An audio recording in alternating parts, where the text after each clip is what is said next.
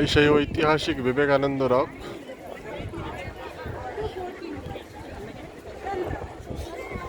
যে রকের ওপর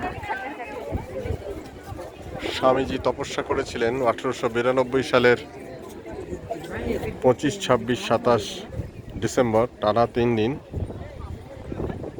এবং তারপর তিনি স্থির সিদ্ধান্তে আসেন শিকাগো ধর্ম মহাসভায় যোগদানের। সেই বিবেকানন্দ শিলার উপরে প্রতিষ্ঠিত এই বিবেকানন্দ রক 1970 সালে ভিভিগিরি তৎকালীন রাষ্ট্রপতির হাতে এই বিবেকানন্দ রকের সূচনা।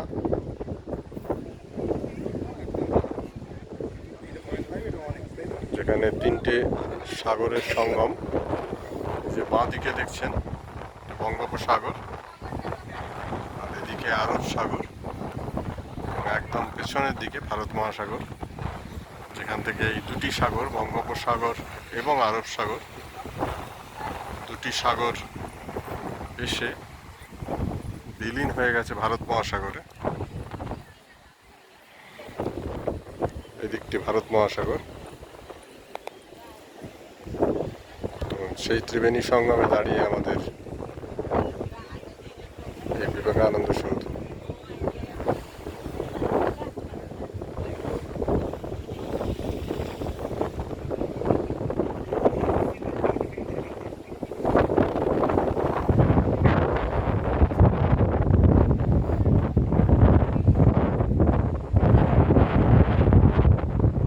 সম্ভব এখানে এলে শান্তি লাভ করে।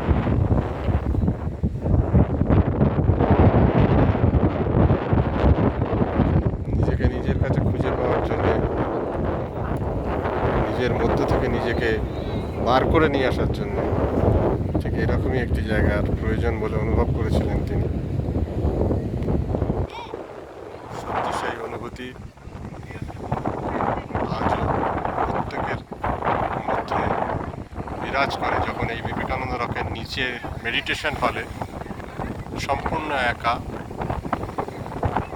সাইলেন্টলি ধ্যানে বসা যায়।